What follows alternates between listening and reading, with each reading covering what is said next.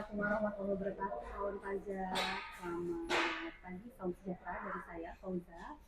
Yang kali ini lagi-lagi hadir di tengah-tengah kawan pajak, aktivitas kawan pajak semuanya, untuk mengajak kawan pajak bicara bonsai alias ngobrol santai, membahas sedikit ataupun banyak mengenai masalah perpajakan.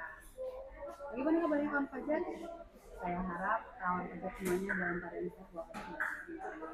Nah, kawan pajak kali ini biasanya nih saya ditemani hanya dengan satu penyuluh saja, penyuluh dari aplikasi Kamusan Baru Nusantara. Kali ini di edisi podcast yang lebih spesial dari jelas biasanya, saya akan ditemani oleh dua dua penyuluh, kakak dan abang. Halo, selamat pagi. Halo, Ada Bang Roy dan Kak Asrina. yang nantinya akan menemani saya membahas sedikit tentang perpajakan. Nah, kali ini kita mau ngebahas apa nih Kak? Apa ada yang lagi hot? Ada dong, yang lagi hot itu ya udah jelas. Persiapan kita menjelang implementasi Cortex di tahun 2025 Kak Uja. Nah, jadi pasti kalau kawan pajak yang lewat kantor pajak, yang sedang ada keperluan di kantor pajak, pasti melihat dikit-dikit Cortex. Di video ada Cortex, di baliho ada Cortex, Cortex, Cortex, Cortex. Apa sih Cortex itu Bang Kak? Jadi Kortek itu sistem inti administrasi. Jadi nanti di Kortek itu semua aplikasi wajib pajak itu digabung ya Mbak Pauja. Jadi wajib pajak nggak repot-repot ya, misalnya install ini, install itu, buka ini, buka itu. Enggak, jadi dia cuma satu. Jadi di satu aplikasi itu wajib pajak bisa melakukan segala transaksi perpajakannya. Mau bayar, mau lapor, mau mengajukan permohonan, ya seperti itu kawan pajak. Tapi apa memang harus seheboh itu ya Kak dan Bang si Cortex ini digaung-gaungkan? Harus heboh karena apa? Karena lebih baik kita mempersiapkan ya Kak Uja ya jauh-jauh hari memperkenalkan namanya ada brand baru nih. Brand baru ini yang bakalan merubah tatanan, tata cara administrasi perpajakan. Seperti yang disebutkan Kak Asrina tuh, kalau konteks itu kan inti dari administrasi perpajakan. Jadi ya harus jauh-jauh hari dan harus kita hebohkan gitu. Kenapa?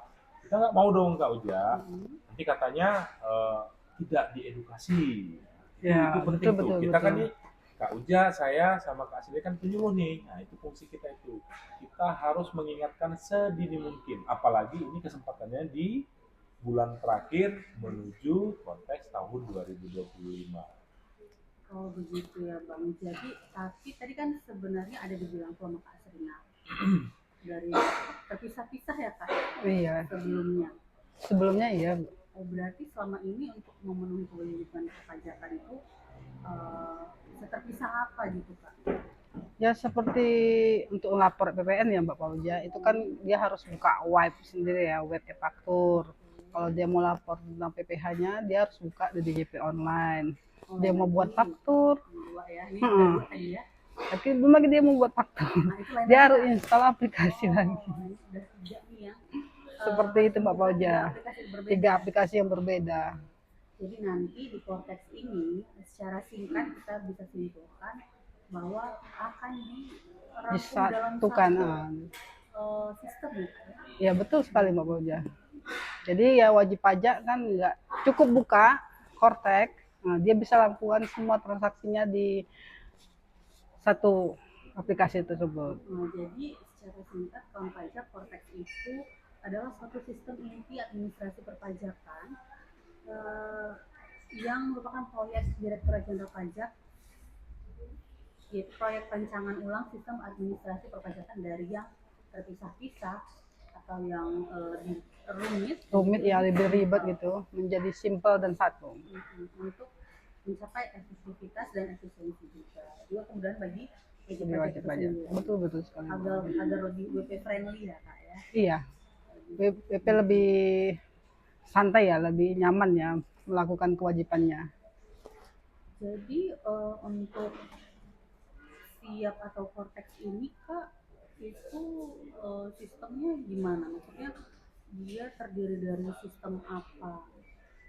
dari saya pernah dengar dari sistem COTS ya, C, COTS, C, T. perencanaan ulang dengan membangun sistem informasi berbasis COTS. Nah, COTS itu apa sih? Oh, kalau COTS itu ya singkatannya Commercial Off the Shelf. Terus itu adalah subsistem atau modul-modul perangkat lunak yang digunakan DCP untuk membangun sistem Cortex ini. Jadi Cortex ini juga didesain ulang untuk melalui pembenahan basis data perpajakan agar sistem perpajakan menjadi lebih mudah, andal, terintegrasi, akurat dan pasti, juga untuk optimalisasi pelayanan, pengawasan dan penegakan hukum. Nah, ribet kan, bingung kan? Ya, itu tadi bahasa Inggrisnya commercial of the self. Jadi sederhananya begini. Jadi Cortex itu tadi seperti yang disebutkan, ini aplikasinya ini pecah-pecah, ada di sini, di sini, di sini. Ngambil Direktur Jenderal Pajak juga ngambil data dari A, dari B, dari C. Contoh dari Disdukcapil kita punya data kependudukan untuk yang dipadankan itu Kak. Nah, pemadanan nih kita pakai data itu. Data misalnya dari pertanahan gitu, data dari OSS gitu kan, jadi masuk tuh. Nah sekarang karena itu terpisah-pisah menyebar ke semuanya, jadi kita ini desain ulang lagi nih sistem ini biar semuanya jadi satu, ada di satu dan basisnya itu web based gitu. Jadi nanti mempermudah untuk apa? Itulah kita menuju yang namanya single identification number, single identity number. Kita sudah lakukan itu mulai pemadanan, terus administrasi perpajakan juga lebih gampang, pengawasan kita juga lebih gampang. Dan yang paling pentingnya yaitu endingnya itu apa? Di penegakan hukumnya pun lebih terukur ya. Jadi nggak ada lagi saya tidak tahu tuh. Nah, seperti itu. Saya tidak tahu. Nggak ada lagi seperti itu. Saya terlambat. Nggak ada lagi. Karena semuanya bakalan terintegrasi dan terotomasi. Begitu kira-kira. Ya, berarti mengikuti dengan perkembangan teknologi juga ya Bang? Pasti dong. Terus sebenarnya alasan karena diperbarui atau dirancang ulang tuh apa memang hanya karena supaya yang tadinya ribet jadi nggak ribet aja atau ada alasan lain Kak? Sebenarnya alasannya sih itu untuk apa ya, sistem perpajakannya supaya lebih, jadi sistem perpajakan itu mencakup semua proses bisnis seperti itu. Dan itu untuk peningkatan beban akses dan pengelolaan datanya lebih akurat ya. Itu kayak kita mengikuti perkembangan dunia digital juga sih. Iya benar ya. Apalagi sekarang udah zamannya AI, Meta gitu. Nanti kalau kita ketinggalan zaman kan gimana gitu loh Mbak Harus Bagja. selaras dengan perkembangan dunia digital. Jadi sebenarnya kalau mau dijelaskan secara sederhana, Cortex ini diciptakan, sistem administrasi perpajakan ini dirancang ulang itu untuk memberikan kemaslahatan umat baik dari sisi wajib pajak maupun dari sisi kami sebagai fiskus. Jadi untuk mempermudah dalam pemenuhan hak dan kewajibannya. Jadi kalau kayak dibilang Kak Cina tadi yang harusnya kita bisa buka 2 sampai 3 aplikasi ketika mau memenuhi kewajiban perpajakannya, tapi di siap atau di Cortex ini kita cukup buka 1 aplikasi saja yaitu Cortex gitu. Nah jadi Kak, kalau sekarang tuh masih pakai DJP online ya Kak? Ya sampai dengan laporan Desember masih ya Pak Bagja. Nanti kita mulai untuk laporan Januarinya ya. Mulai launchingnya. Jadi nanti kalau udah ada Cortex DJP online masih dipakai nggak? Bang? DJP online? Iya. Masih ada. Contoh untuk SPT tahunan ya, masih ke DJP online. Ada beberapa yang belum serta-merta nanti di konteks ini langsung dijalankan. Oh begitu. Jadi tapi sejauh ini mungkin dari sebelumnya dari DJP online, dari beberapa e-faktur dan segala macam, wajib pajak itu udah ngerasa ribet ya Kak Bang. Nah ini mereka melihat perubahan korteks ini yang kita gaungkan, yang kita promosikan akan mempermudah mereka. Mereka itu merasa kayak apa lagi nih, susah banget, apa ini itu nanti gimana begini begitu. Itu gimana tanggapan kakak dan apa? Awalnya bingung ya, apalagi ini. Nah, biasanya tuh sebuah perubahan itu ya pasti memang bingung ya. Pada dasarnya semua dilakukan agar semua lebih mudah dan efisien juga. Ya sama seperti ini Kak Uja. Wah, bayi baru lahir. Emang serta-merta bisa jalan nggak? Enggak sih, Ya bahaya sih enggak kalau kan, jalan. pasti ada ininya. Tapi begitu jalan, dia akan bisa berlari dan berada di pinggang itu sih filosofi sederhana kalau ingin suatu perubahan yang akan lebih maju itu ya.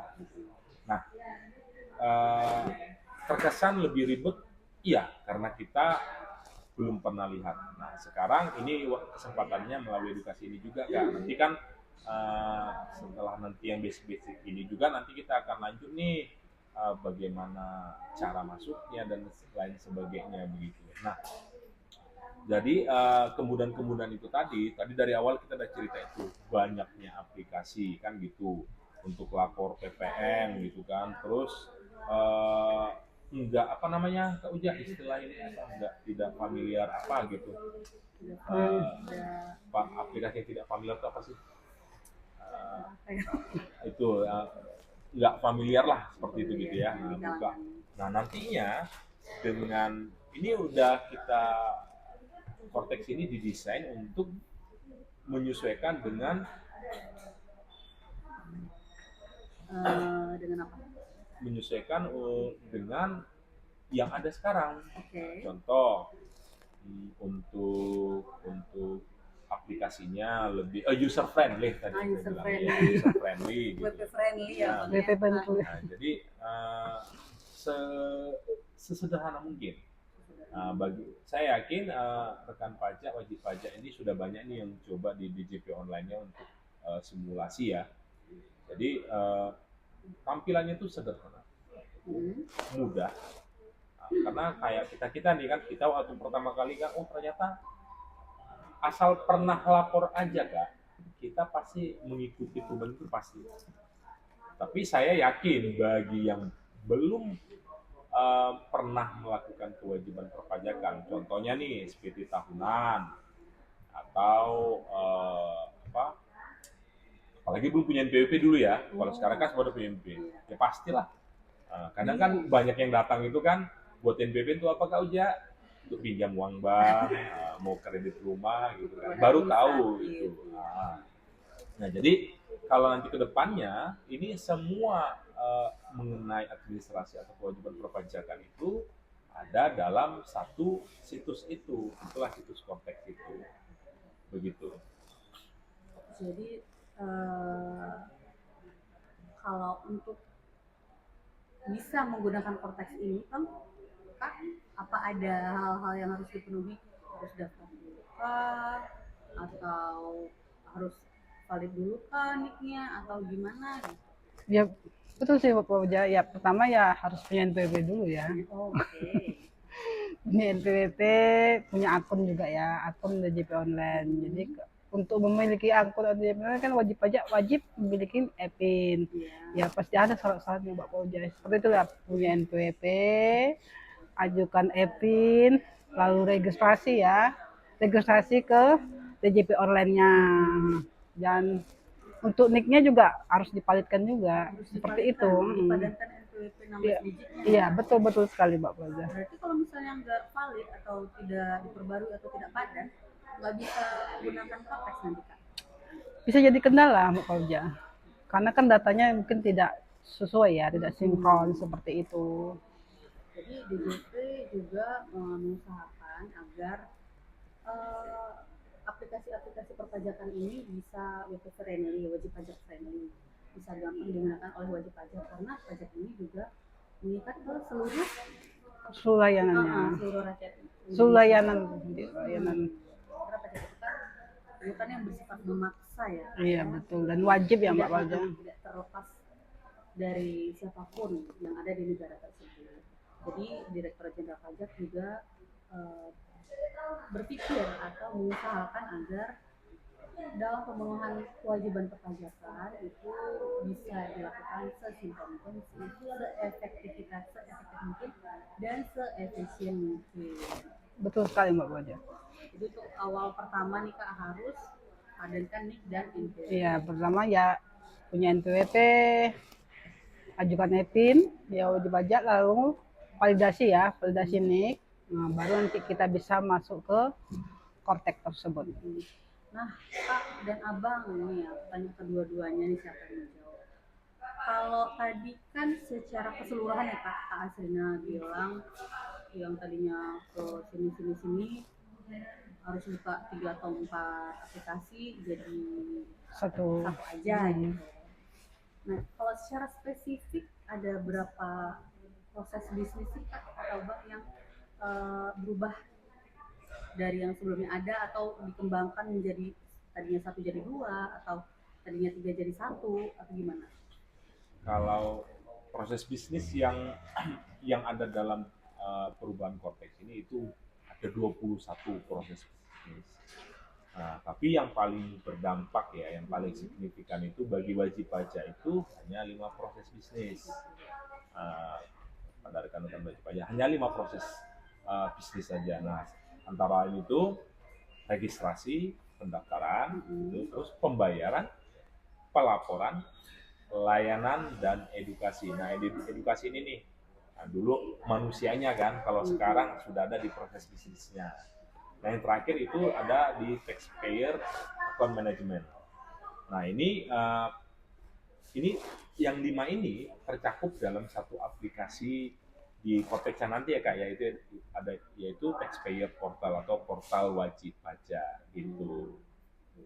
Nah, boleh nggak sih Bang kita bahas satu persatu dari yang kelima itu? Kalau memungkinkan waktunya kita bahas kelima-limanya. Kalau tidak memungkinkan, tetap kita bahas juga. Oke, yang pertama tadi kita mau bahas yang proses bisnis yang berubah yang pertama adalah registrasi atau pembayaran. Bisa dijelaskan perubahannya seperti apa? Nah, kalau perubahan dan keunggulan di proses bisnis registrasi. Nah, yang pertama itu yang tempat dan saluran pendaftarannya. Nah, dapat dilakukan dimanapun Kak Uja. Pos, saluran digital, kering pajak, serta diperluas melalui OSS. Oh, berarti nggak harus ke untuk KPP. usahawan ya itu. AHU untuk Kemenkumham. Jadi bagi yang daftar perusahaan yang udah tahu AHU lah ya, bagi rekan-rekan pengusaha. Terus PJAP untuk semua jenis pajak. Nah, yang kedua itu validasi datanya nih, keunggulannya di registrasi ini Kak Uja ya. Melalui instansi pemilik data sebagai single source of truth. Nah, bahasa Inggris lagi nih ya, seperti Capilah gitu. Satu sumber itu yang terpercaya, Dukcapil. Kalau katanya nggak dipercaya, ya kita percaya gitu kan. Jadi sumber data KTP itu dari mana? Ya sumbernya hanya satu, Dukcapil. Legal yang dia. Iya. Nah, terus jumlah digit NPWP-nya Kak Uja. Nah, sekarang nantinya setelah Kortex ini atau sebelumnya juga udah jauh ya melalui PMK 122 teman-teman wajib pajak itu kita NPWP NIK itu sudah sebagai NPWP gitu. Jadi nanti NPWP kita tahun depan itu nggak kita pakai lagi yang 15. Jadi udah 16 digit. Jadi tidak terbatas pada persediaan saat ini. Jadi dulu Kak, ya itu NPWP itu terbatas limitnya. Nah, makanya terbatas itu maksudnya gimana tuh Bang? Terbatas itu jumlahnya. Oke.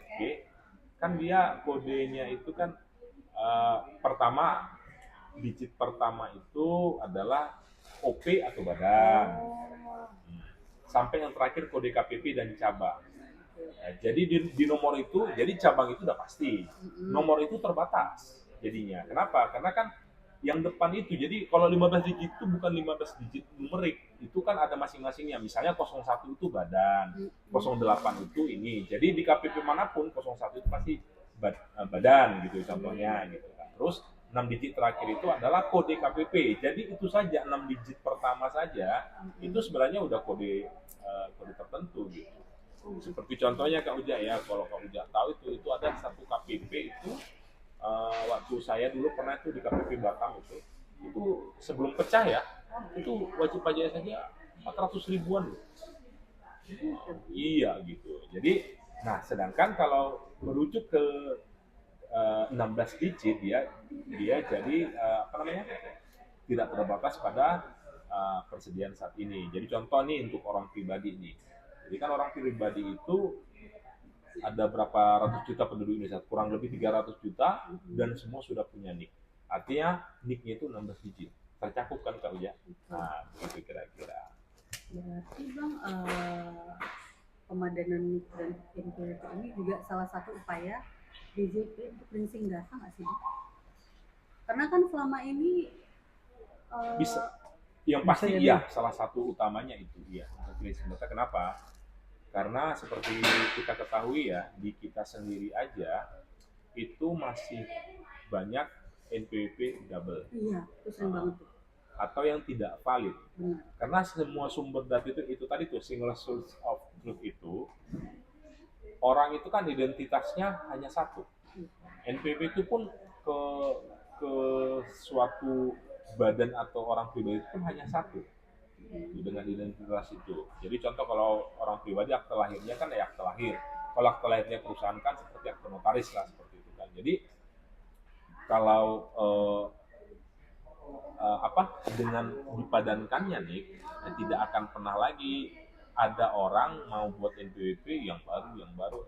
Jadi minimal cleansing data yang paling utamanya adalah bahwa tidak ada lagi orang memiliki NPWP ganda gitu. Tidak ada lagi NPWP ganda dan NPWP bodong. Bodong ya, gitu. betul.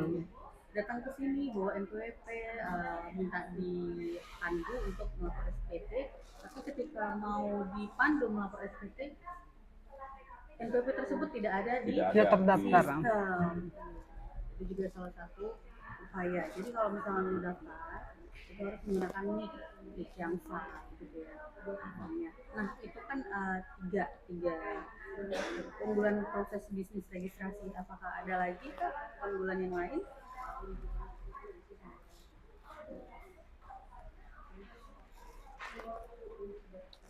Kalau untuk keunggulan lain ya wajib pajak ya bisa Identitas identitas WPOP kan tadi udah ya.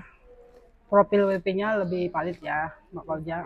Karena kan udah sesuai dengan NIK ya. Berarti NIK itu kan terdaftar di Capil. Berarti datanya valid. Jadi tidak ada lagi, kadang kan ada dulu satu wajib pajak tuh punya NPWP berapa ya, seperti itu. Itu ya kayak kalau identitas WP cabang juga lebih ini lagi. Itu masalah pengukuhan PKP. Langsung terintegrasi aksesnya dalam pembuatan faktur pajak dari SPT Masa. Berarti di proses bisnis registrasi ini kalau bisa saya rangkum itu terkait kevalidan data Abang. Ya benar sekali. Karena memang database kita itu masih acak-acakan dulu. Masih kacau. Yang bodoh. Mereka merasa saya sudah buat NPWP tapi di sistem kita nggak ada. Kawan pajak itu salah satu dulu yang akan kita bahas mengenai proses bisnis yang berubah dari podcast ini. Kita sedikit ambil kesimpulannya Kak Abang mengenai apa yang kita bahas hari ini. Pertama, ada aplikasi baru yaitu berupa perencanaan ulang sistem administrasi perpajakan yang bernama Cortex yang diciptakan Direktorat Jenderal Pajak untuk memudahkan wajib pajak dalam pemenuhan hak dan kewajiban perpajakannya. Yang tadinya ribet jadi lebih simpel lagi dan lebih valid lagi untuk data-datanya. Oke, mungkin kawan pajak agak apalagi sih ini biasanya kalau untuk suatu perubahan atau inovasi sesuatu yang baru memang selalu ada kayak apa sih penolakan sih seperti penolakan awal-awalnya. Jadi Cortex itu dihadirkan untuk membuat wajib pajak bukan untuk membuat wajib pajak bingung, tapi untuk Memudahkan. mempermudah wajib pajak untuk memvalidasi data-data yang sebelumnya bodong dan segala macam, dan membuat data-data yang sudah ada menjadi lebih terintegrasi, lebih detail seperti itu. Lebih detail, lebih simple, lebih mudah, seperti itu kalau banyak. Termasuk juga di proses bisnis registrasi ini. Di proses bisnis registrasi kita kan baru bicara satu ya dari yang 5 tadi Kak Uja ya. Mungkin kalau waktunya nggak cukup kita lanjut lah ya. Mungkin untuk yang kita mau fokus di registrasi dulu nih, ini yang penting nih. Di registrasi ini betapa pentingnya itu kevalidan data. Jadi validasi data itu mungkin kawan pajak juga tahu sendiri ya. Mendaftar NPWP itu mudah nggak? Gampang ya? Gampang Sangat sih. gampang. Hanya masuk ke IREK, Isi data. isi data, terus masukkan KTP-nya, Nik-nya. nik. Dah jadi gitu. Nah, jadi sebelumnya itu banyak tuh sudah daftar 5 tahun yang lalu. Oke, udah 5 tahun yang lalu udah daftar, ternyata dia tidak tahu kalau NPWP itu fungsinya adalah untuk menjalankan kewajiban perpajakannya. Jadi dia pikir mungkin sekali pakai nih mau pinjam uang ke bank gitu kan, pinjam uang ke bank. Administrasi lah gitu. Iya. Jadi yang penting buat NPWP. Nanti datang lagi, mau buat lagi. Nah, dengan sistem Cortex ini dapat dipastikan dengan satunya data.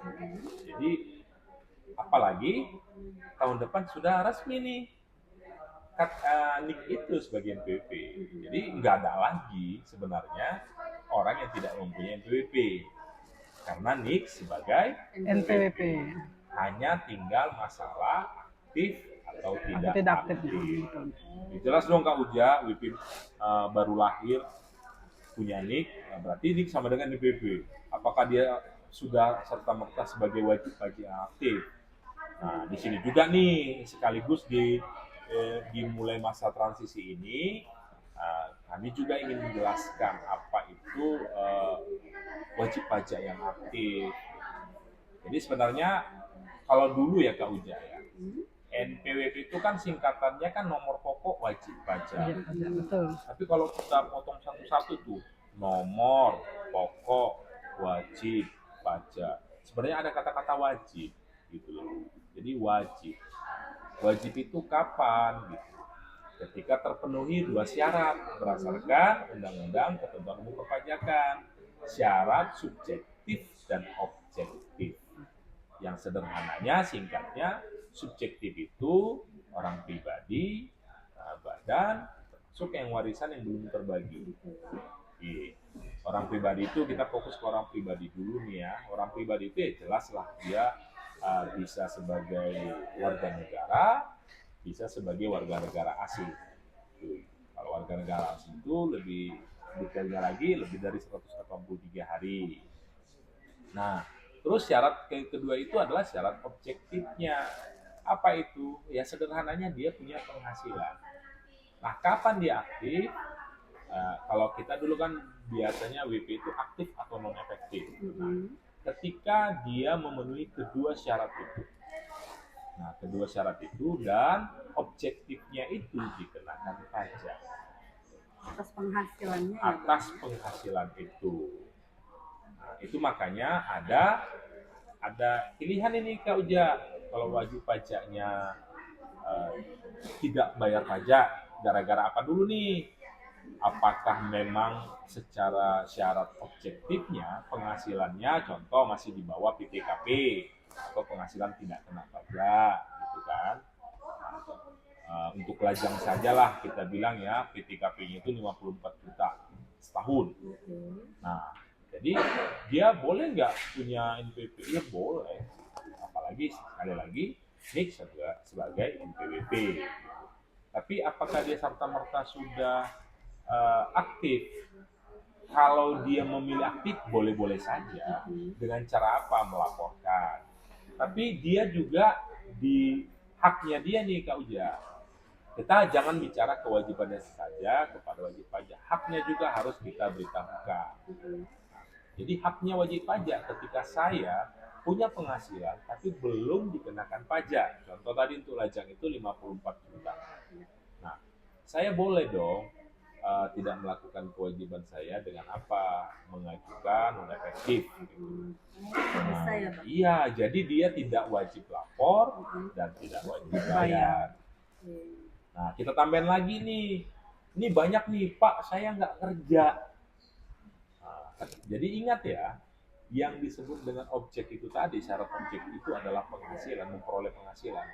Gaji itu, kalau saya tidak bekerja, pikiran masyarakat kita kan pada umumnya itu saya tidak bekerja di suatu perusahaan atau saya bukan PNS gitu. Ya betul Nah, banget. jadi seolah-olah hanya karyawan. Gitu. Jadi ingat objeknya itu penghasilan itu hanya salah satunya adalah gaji. Nah penghasilan itu sendiri kalau kita sebutkan tambahan kemampuan ekonomis, singkatnya apa sih? Saya punya duit, saya bisa punya duit atau punya Penghasilan. fasilitas yang bernilai ekonomis lah gitu. Karena bisa saya nggak digaji Kak Uja, tapi tiap hari saya dikasih makan, Oke, bisa. dikasih mobil. Ya, ada. Kalau saya mau pulang kampung, saya dikasih naik pesawat. Difasilitasi. Nah, itu tambahan kemampuan ekonomis juga. Tapi ekonomisnya lah ada. Tapi kalau lebih umumnya lagi, ya pokoknya dari mana saja saya menghasilkan duit. Misalnya pagi ini Kak Uja, saya kerja sebagai pegawai pajak, sebagai penyuluh. Nah, yang kedua, nanti malam saya nge-Grab. Nggak boleh spill itu ya. Saya ojol lah, ojek online gitu ya. Ojek online, dapat penghasilan. Nah, besoknya atau malamnya lagi, saya dapat nih kakak berdua ini jual beli nih. Nah, saya perantaranya, saya dapat duit. Nah, itu semua digabungkan, itulah penghasilan. Jadi digabungkan penghasilan itu biar apa? Itulah yang menjadi objeknya. Nah, itulah persyaratan tadi itu. Apakah penghasilan saya itu sudah memenuhi ketentuan untuk dikenakan pajak? Kalau kawan pajak bingung, ya silahkan dengan senang hati untuk konsultasi ke kantor pajak atau KP2KP atau pos pajak, silahkan. Ke kering pajak boleh, via telepon juga boleh. Gitu Kak Uja. Jadi di registrasi itu kita sekarang ini saatnya ke depan nih yang lebih baik gitu kan. Jadi sistemnya ini mulai dari registrasi itu sampai registrasi itu ya mulai dari mengaktifkan NPWP sampai dengan pengukuhan PKP, pengusaha kena pajak itu yang omsetnya yang wajib itu di atas 4,8 miliar itu ada di registrasi itu sangat dipermudah Kak Uja. Bayangkan loh, NPWP itu datang hari ini, selesai hari ini. Datang hari ini, cetak hari ini. Langsung ya, Bang? Langsung. Ya? Pengukuhan pengusaha kena pajak itu hanya 1 hari kerja Kak Uja. Wow. Itu minggu sebelumnya 5 hari. Walaupun aktifnya ada verifikasi dong, apakah dia benar pengusaha atau tidak gitu. Kita untuk PKP-nya 1 hari. Tapi untuk pengaktifannya kita perlu dong cek benar nggak ada usaha. Begitu. Karena banyak juga loh pengusaha yang ngaku pengusaha ternyata fiktif gitu. Usahanya nggak ada. Iya. Manajemen risiko apa?